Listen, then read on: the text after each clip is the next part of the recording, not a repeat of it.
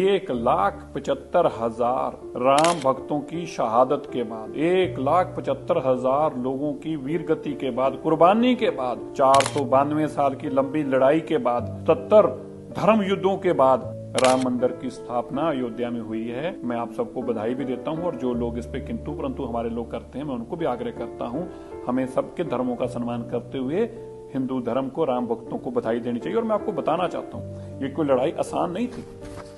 जो लड़ाई देश के प्रधानमंत्री ने आपको जीतकर नरेंद्र मोदी जी ने दी है, प्रभु राम ने ये शायद उनसे सेवा लेनी थी, वरना 492 साल तक भी कोई छोटे लोग इस लड़ाई को नहीं लड़ रहे थे। मैं याद करा दूं, 1528 में जब बाबर ने पहली बार यहाँ पर मंदिर को तोड़ने का काम किया, ये मंदिर इतना मजबूत था कि तोपों के साथ इसको तोड़ने का काम किया गया।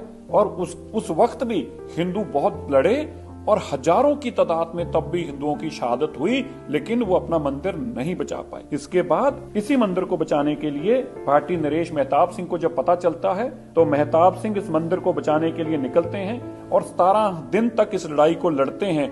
लेकिन इस लड़ाई को लड़ते लड़ते मीर बाकी, जिसने ये मंदिर को ध्वस्त किया था औरंगजेब के कहने पे, उसकी जीत होती है और 17 दिन के बाद ये सभी लोग हजारों की तादाद में जो लड़ने के लिए आए थे, ये वीर गति को प्राप्त होते हैं। जब ये जानकारी हंसवर रियासत के राजा रणविजय सिंह को पता चलती है, तो अपने पुरोहित देवीनंद पांडे को भेजते हैं 70,000 सेना के साथ। 70,000 लोग फिर लड़ने आते हैं राम मंदिर को बचाने के लिए, लेकिन 70 के 70,000 लोग लड़ते लड़ते लड़ते लड़ते वीर गति को प्राप्त हो गए, मंदिर को नहीं बचा पाए। लेकिन जब राजा रणविजय सिंह को इस बात की जानकारी मिलती है, तो वो फिर खुद राज सिंहासन छोड़कर अपनी धर्मपत्नी रानी को राज देकर 25,000 लोगों की सेना लेकर निकलते हैं और वह भी कई दिनों तक इस लड़ाई को लड़ते हैं। लेकिन वह भी इस लड़ाई को लड़ते लड़ते 25,000 की सेना के साथ वीर गति को प्राप्त हो गए। इसके बाद जब उनकी रानी को यह बात पता चलती है, तो महारानी जो कि जय कुंवर थी, जय कुंवर रानी भी निकलती है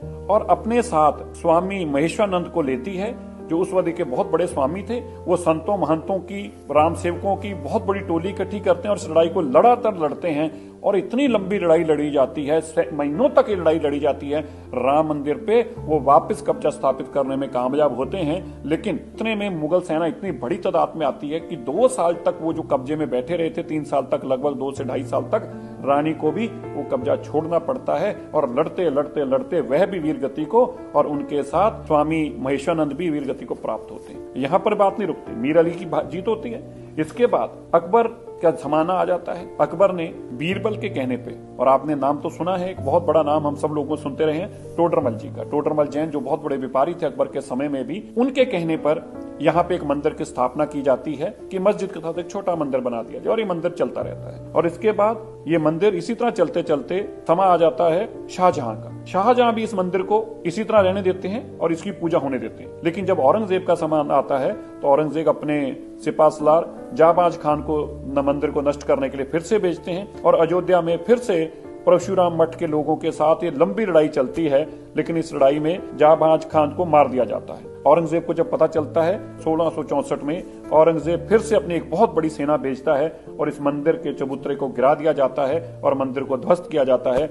और इसी जानकारी को मिलते ही अमेठी के राजकुमार गुरदत्त सिंह जो थे, वो अपने साथ पीपरा के राजकुमार को लेकर पहुंचते हैं, लेकिन वो इस मंदिर को बचाने में नाकाम रहते हैं और लड़ते लड़ते लड़ते लड़ते वह भी वीर गति को प्राप्त हो जाते हैं। लेकिन इस लड़ाई के दौरान यह साबित हो जाता है कि यहाँ पे मंदिर भी रहेगा और मस्जिद भी बनी रहेगी और मंदिर की पूजा की अनुमति फिर से मिल जाती है। इसी दौरान अंग्रेजों का राज आ जाता है और फिर दोबारा से लड़ाई लड़ी जाती है और इस लड़ाई के दौरान बहुत बार वहां पे जद्दोजहद होती है और मंदिर की स्थापना हुई रहती है। रामलला की मूर्ति भी स्थापना हो चुकी होती है और इसको मंदिर भी चलने दिया जाता है और मस्जिद भी बना रहता है। लेकिन फिर मुलायम सिंह जी की सरकार आ जाती है। तो आपको याद है देश आजाद होने के बाद क्या हुआ, वहां पे राम सेवकों को मारा गया और ऐसे भी बताया जाता है कि गोलियों से भुना गया और यह भी बताया जाता है कि कुछ लोगों को तो हाथ पैर बांधकर सरयू नदी के अंदर फेंक दिया गया था जिंदा। ये सब संघर्ष जो हुआ है, ये 77 बार धर्म युद्ध हुआ है। मैंने आपको बहुत छोटी छोटी 3-4 वाकये बताए हैं। मैं 2.25 लाख वो कह रहा हूं जो आंकड़े इस के अंदर है और इसके साथ और कितनी लड़ाइयां हुई हैं वो बहुत सारी डॉक्यूमेंटेड है और सुप्रीम कोर्ट में है और ऐसी किताबों के अंदर जो ब्रिटिशर्स वेले से लेकर औरंगजेब के वक्त से लेकर अकबर के वक्त से लेकर सब कुछ